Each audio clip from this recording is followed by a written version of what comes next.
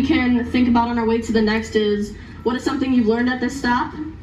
What is an action that you can take maybe this summer and carry it on and, helping people of color in our community? And what is, for the next stop, what's sticking with you the most? And what are you taking away from this experience and being here today? So thank you. Okay, so imagine we're walking here now. Okay, that was the fastest walk ever. Good job, everyone. Yay. Okay, so thank you so much. We now have a closing here. We're going to be done with the historical things, but we're going to be having a closing now. Sorry.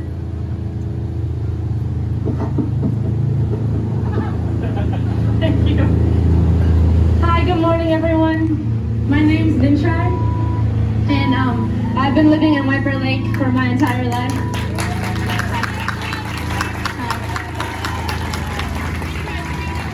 Okay. I gotta project now. Hi. My father is an immigrant from Nigeria, and my mother is an immigrant from Puerto Rico. And thank you.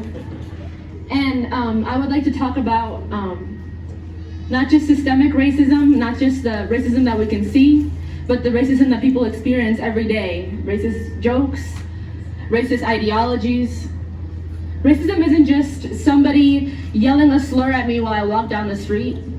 Racism also comes in the form of somebody telling me, where are you from?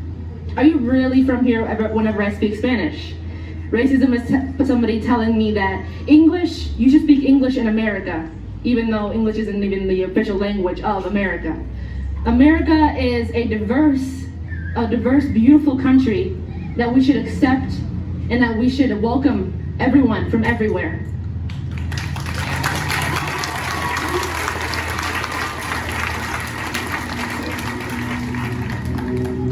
I am truly so happy to see all of you here, and I'm just looking around, and just a few years ago I would have been afraid to tell someone to stop being racist, and here there's 170 people here to support me and support other men.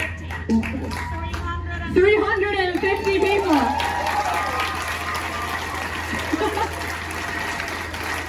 Wow.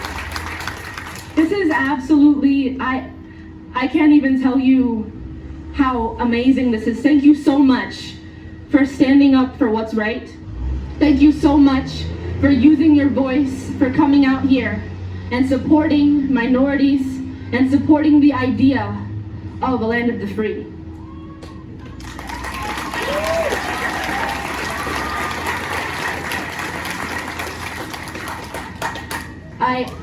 I can't even explain to you how much it truly means to me when I saw all of you come down the street and I saw so many faces. Well, not all faces, but like eyes, so many eyes. Thank you, COVID. So many eyes. And experiencing racism and its subtleties from somebody telling my mother that this isn't the right neighborhood for us just because of who we are, where we're from. It's absolutely astounding to me. I never even knew about what my mother went through when she came and tried to buy a house here.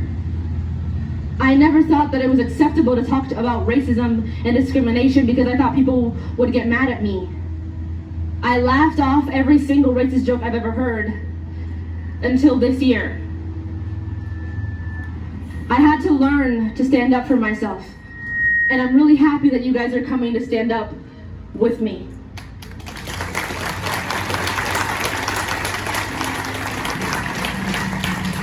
I would like to read a part of a poem by Victoria Stafford, a lead minister at White Bear Unitarian Universalist Church.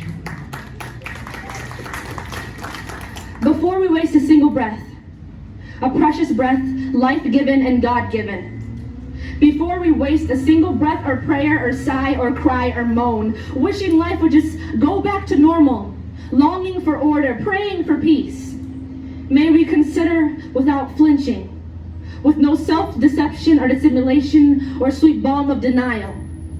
May we consider, face, acknowledge, own what normal looks like, feels like, and really means, has meant for years and years and weary years. Centuries of sorrow, centuries of blood. Though all like living water, invisible to some, generations of power and beauty and wisdom and strength, rage and resilience and wildest love have been flowing on and on. Before we waste a single breath or prayer or sigh or cry, wishing life would just get back to normal, quiet down, feel nice again in Minnesota. Before we waste a single breath, hold that breath. May we at last, consider that normal in the streets, in the schools, in the court, and in the jails, in the hospital and clinics, turning folks away in every moment, every day, in every atom, every cell, every bone and eyelash of the sickly system. Normal kills people. Before we waste a single breath, pining, whining, wistful for the days of deadly calm and peaceful normalcy. Let's not. Spirit, hold us taut in the tension, the creative, ranging, low, holy tension now of transformation.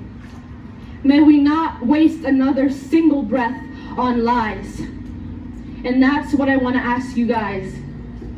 You have to be actively anti-racist. We have to speak up every single day against the subtle and the bold racism in this country. If we truly want to make this a land of the free, we have to dismantle the systems that are oppressing the people of the United States. If we truly want to make this the land of the free, we have to dismantle the systems oppressing every single one of us in the United States.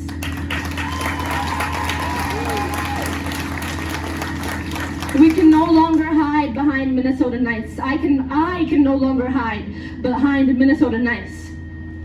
So please, when you see racism, when you hear racism, when you feel racism around you, even if it doesn't affect you, speak up.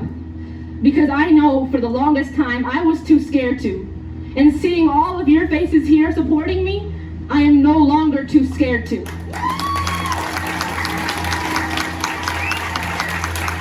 Thank you.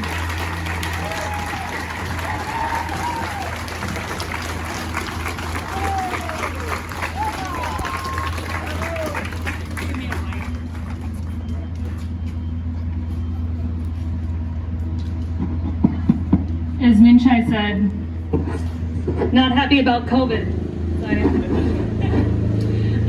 Thank you, Minchai. Thank you.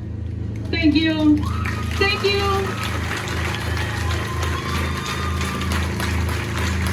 Thank you to all of our speakers today. Thank you so much to them for being brave and standing up and sharing their truth and the history of our town. Thank you for everyone that helped put this together. Thank you for all of you for being here. As organizers, we are overwhelmed and so excited that so many people came. This started as me and my daughter thinking we should stand up on the corner over here and hold up Black Lives Matter signs by ourselves. And now we have 350 people here saying that Black Lives Matter and Indigenous Lives Matter and that they matter in White Bear Lake. So just a couple quick reminders. Standing here isn't going to change things. It's going to show visibility, but it's not going to change things. What's going to change things is education and action. On the back of your handout, there are our action steps. And it's not all of the action steps that we've talked about. So there is a Google Doc. We're going to be posting all of these things to the Facebook page. There's a Google Doc with even more action steps. What I would really encourage you to do right now is to pick at least one of those action steps that you can dedicate yourself to this summer. Dedicate yourself to and promise that you are going to take that action and actually take that action. Just a couple quick logistics. If you have any trash or see any trash, please pick it up. We really encourage everyone. It's 10:33. It's about snack time. To go to our local businesses. The Anchor Coffee House, just right over here. The Anchor Coffee House is our co-sponsor and donated a really significant portion of funds to cover all of our costs, as well to the organization that we are raising money for. So go over to Anchor, get some coffee, get a treat, hang out here on our great picnic tables, and talk to each other about what have you learned and what action do you promise that you are going to take. Do you want to say anything? Oh yeah. Okay, so before we go,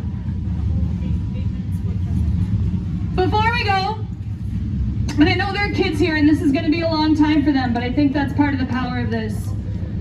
George Floyd's neck was underneath Officer Chauvin's knee for 8 minutes and 45 seconds. And we are going to take an 8-minute, 45-second silence so that we can all feel how very, very long that is. And then we can go out into the world and take action. So please join me in that silence.